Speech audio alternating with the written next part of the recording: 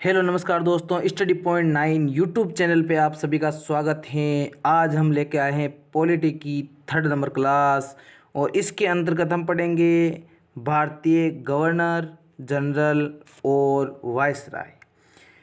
कौन वायसराय बने थे, कौन गवर्नर जनरल बने थे, इसके साथ साथ इसके अंतर्गत हम पढ़ेंगे क्या प्रमुख समितियाँ। क्या पढ़ेंगे? प्रमुख समितियाँ पढ़ेंगे, ठीक है ना। देखो, प्रमुख जो समितियां हैं और अध्यक्ष हैं उनके, जो संविधान सभा के प्रमुख समितियां और अध्यक्ष थे उनकी चर्चा करेंगे, और प्रारूप समिति के सदस्य कौन कौन बने इनकी चर्चा करेंगे। तो अभी तक हमारे यूट्यूब चैनल स्टडी पॉइंट 9 को सब्सक्राइब नहीं किया है तो सब्सक्राइब जरूर कर लें, तथा आने वाली हर वीडियो पाने के लिए नोटिफिकेशन को ऑन कर लें। और डेली क्यूज़ के लिए हमारे टेलीग्राम चैनल और व्हाट्सएप चैनल, जिसका लिंक डिस्क्रिप्शन के अंदर दिया गया है, उनको जाके ज्वाइन कर लें। तो चलो आज की क्लास शुरू करते हैं। भारत के गवर्नर जनरल, भारत के गवर्नर जनरल और वायसराय। क्या आज पढ़ते हैं? भारत के गवर्नर जनरल और वायसराय पढ़ते हैं। तो देखिए, भारत के गवर्नर जनरल के अंतर्गत देखते हैं कि बंगाल के प्रथम गवर्नर कौन थे। इसको मैं ट्रिक के माध्यम से भी आपको बताऊंगा, अभी पहले विस्तार से पढ़ लो। देखो, मैंने वादा किया था कि परसों वाली क्लास के अंदर मैंने बोला था कि मैं वायसराय, गवर्नर जनरल और जनरल की एक ट्रिक लेकर आऊँगा जिससे आप बहुत खुश हो जाएंगे। देखिए, बंगाल के प्रथम गवर्नर कौन है? तो लॉर्ड क्लाइव। तो याद क्या रखना है कि प्रथम गवर्नर बंगाल के गवर्नर कौन थे? तो सीधा क्लाइव, ठीक है ना।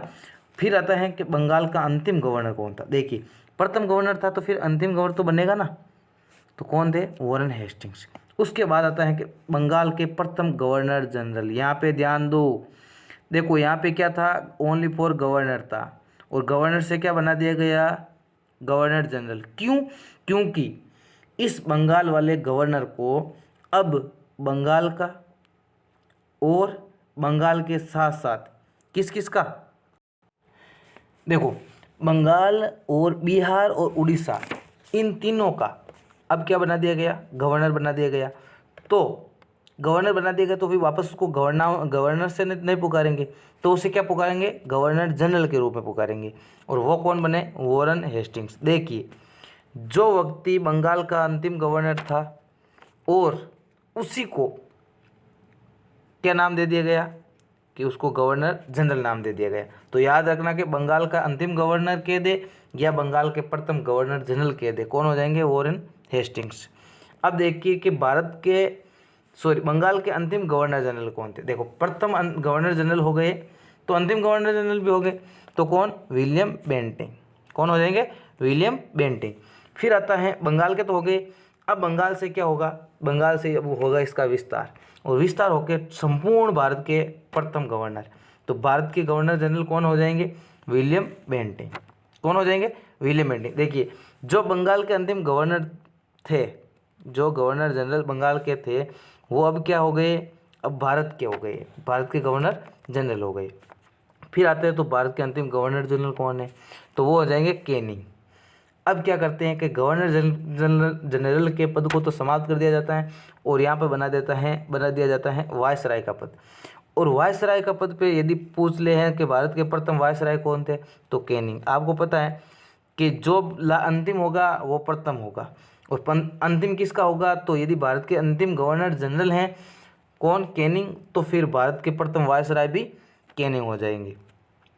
अब देखिए, भारत के अंतिम वायसराय कौन रहे? तो अंतिम वायसराय हो गए विलियम माउंटबेटन। कौन हो जाएंगे? माउंटबेटन। तो देखिए, स्वतंत्र भारत के प्रथम गवर्नर जनरल कौन थे? अब यहाँ पे वायसराय का पद क्या कर दिया गया? समाप्त कर दिया गया, और गवर्नर जनरल का पद क्या गया? आ गया। तो विलियम माउंटबेटन को क्या बना दिया गया? अब स्वतंत्र भारत का प्रथम गवर्नर जनरल बना दिया गया, ठीक है ना। याद रखना है कि स्वतंत्र भारत के प्रथम गवर्नर जनरल कौन थे?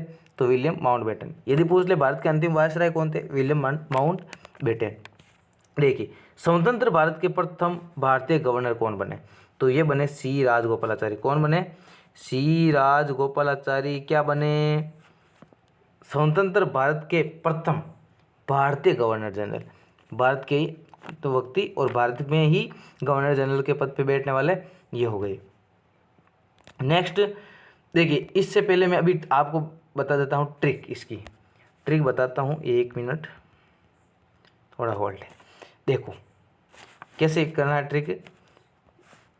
यहाँ पे देखो सबसे पहले कौन हो जाएगा, क्लाइव। कौन हो जाएगा, क्लाइव। ये तो आप सभी को याद रखना है, क्लाइव।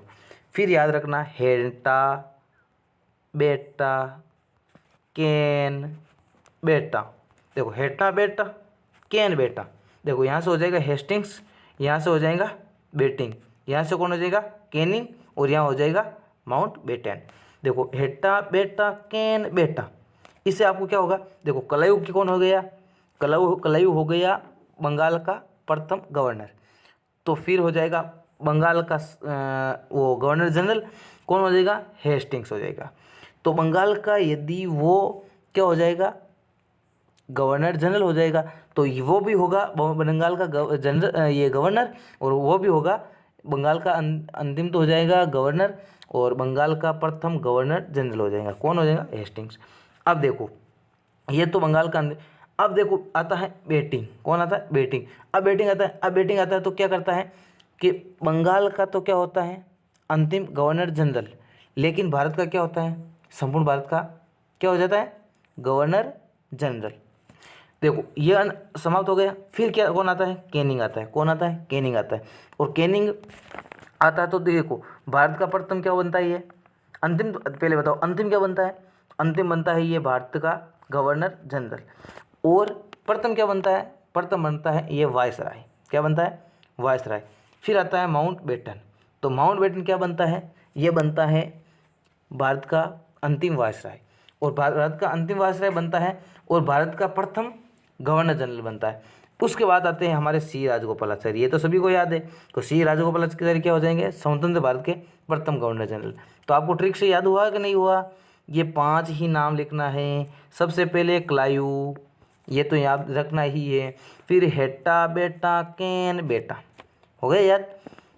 देखिए अब आते हैं नेक्स्ट के, यहाँ पे सॉरी विधानसभा हो गया, टेक्निकल टीम ध्यान नहीं दे रही है। यहाँ पे संविधान होगा, क्या होगा, संविधान सभा। क्या होगा, संविधान सभा होगा। तो संविधान सभा की प्रमुख समितियाँ और अध्यक्ष देखिए, संचालन समिति। तो संचालन समिति के अध्यक्ष कौन थे, डॉक्टर राजेंद्र प्रसाद। संघ संविधान समिति के अध्यक्ष कौन बने, तो जवाहरलाल नेहरू। प्रांतीय संविधान समिति के अध्यक्ष कौन बने, तो सरदार वल्लभ भाई पटेल। देखिए ये समितियाँ है ना, वेरी इंपॉर्टेंट है।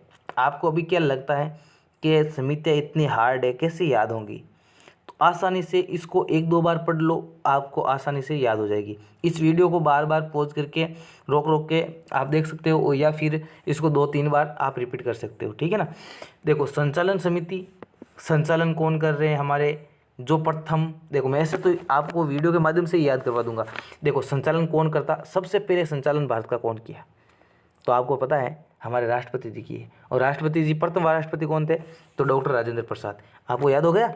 संचालन समिति, संचालन, देश का संचालन राज्य राष्ट्रपति करता है। राष्ट्रपति कौन था, तो राजेंद्र प्रसाद। फिर आता है संघ संविधान समिति। देखो फिर कौन आता है, संघ संविधान समिति। देखो संघ क्या है, केंद्र है, केंद्र है। और केंद्र सरकार, हम कहते हैं ना केंद्र सरकार, तो सरकार, और सरकार क्या होती है, लोकसभा का जो होता है ना। तो देखो केंद्र सरकार, और सरकार के अंदर कौन थे सबसे पहले, पीएम। और पीएम कौन, जवाहरलाल नेहरू। याद हो गया ना। देखो संचालन समिति राजेंद्र प्रसाद, संघ समिति होगी जवाहरलाल नेहरू। फिर आता है प्रांतीय संविधान समिति। अब देखिए प्रांतों को इकट्ठा किसने किया, आपको पता है जब भारत तो पाकिस्तान का विभाजन हुआ तब अनेक प्रांत स्वतंत्र घोषित करने लगे अपने आप को। तो फिर कौन, सरदार वल्लभ भाई पटेल। इन्होंने क्या किया, सभी प्रांतों में जाके वहाँ के राजाओं से साइन करवाए थे, एग्रीमेंट करवाया था कि भारत में ही मिलना है आपको। तो देखो प्रांतों को संविधान के अंदर किसने लेकर आए, तो वो लाए सरदार वल्लभ भाई पटेल। तो इससे आप याद हो जाएगा सरदार वल्लभ भाई पटेल। फिर आता है झंडा समिति। देखो झंडा समिति के अध्यक्ष कौन बने, तो ये बने डॉक्टर राजेंद्र प्रसाद। आपको पता है 24, मैंने अभी पहले बताया था कल वाली वीडियो के अंदर, 24 जनवरी 1950 के दिन किस किस को अपनाया गया, झंडा को अपनाया गया, नहीं। झंडा को कब अपनाया गया, तो झंडा को अपनाया गया कब? 1947 से पहले, 1947, 15 अगस्त 1947 से पहले। कब? जुलाई के अंदर। कौन सी जुलाई? 16 जुलाई के अंदर, ठीक है ना। अब देखो 16 जुलाई है ना, 16 जुलाई से शायद। देखो 24 जनवरी को क्या क्या अपनाया गया? राष्ट्रीय गीत, राष्ट्रीय गान और फिर राष्ट्रपति जी। तो देखो यहाँ पे याद रख लेना है। तो झंडा किसने फहराया? राजेंद्र प्रसाद ने फहराया। झंडा किसने फहराया? राजेंद्र प्रसाद ने फहराया। ऐसे याद कर लेना। फिर आता है संघ शक्ति समिति। देखो संघ केंद्र की शक्ति किसके पास होती है? प्रधानमंत्री के पास। और प्रधानमंत्री कौन? जवाहरलाल नेहरू। हो गया। अब देखो प्रारूप समिति, प्रारूप किसने तैयार किया? भीमराव अंबेडकर ने। इस प्रकार आपको याद क्या हो जाएगा कि प्रारूप समिति के अध्यक्ष कौन हो गए? डॉक्टर भीमराव अंबेडकर हो गए। नेक्स्ट देखते हैं प्रारूप समिति जो थी, अभी मैंने बताया था प्रारूप समिति के अध्यक्ष कौन बने? देखो ये भीमराव अंबेडकर। कौन बने? भीमराव अंबेडकर। तो देखो प्रारूप समिति के अध्यक्ष सदस्य कितने थे? 7 सदस्य थे। देखो एक थे भीमराव अंबेडकर खुद, दूसरा एन गोपाल स्वामी अयंगर। कौन थे? एल गोपाल स्वामी अयंगर। तीसरे थे अल्लादी कृष्णा स्वामी अय्यर। कौन थे? अल्लादी कृष्णा स्वामी अय्यर। चौथे कौन थे? के एम मुंशी जी। कौन थे? के एम मुंशी जी। पांचवे कौन थे? सैयद मोहम्मद सादुल्ला। कौन थे?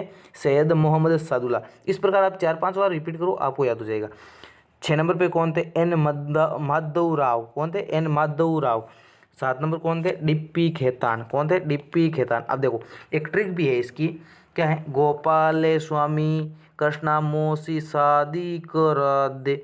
देखो ये है ना, गोपाल स्वामी कृष्णा शादी करा दे, मुंशी शादी। देखो गोपाल स्वामी कृष्णा मुंशी शादी करा दे, माधव भी आए खेतान भी आए, माधव भी रावे भीम अंबेडकर भी आवे, खेतान भी आवे। इस प्रकार आप याद कर सकते हो। Bhimrao Ambedkar, N Gopalaswami Ayyangar, Alladi Krishna Ayyar, K M Munshi, Syed Mohammad Saadullah, N Madhava Rao, D P Khaitan. इस प्रकार आप याद कर सकते हो। चलो आज का वीडियो यहीं पे समाप्त होता है। फिर मिलते हैं नेक्स्ट क्लास के अंदर नए जोश नए जुनून के साथ। बने रहिए हमारे चैनल के साथ। धन्यवाद दोस्तों। यदि चैनल को ज्वाइन नहीं किया है तो चैनल को ज्वाइन कर लें, सब्सक्राइब जरूर कर लें, बेल आइकन को ऑन ज़रूर कर लें और हमारा सपोर्ट बनाए रखें और प्यारा सा कमेंट ज़रूर करें और वीडियो पसंद आया तो लाइक ज़रूर करें। Thank you all of. धन्यवाद। जय हिंद, जय भारत।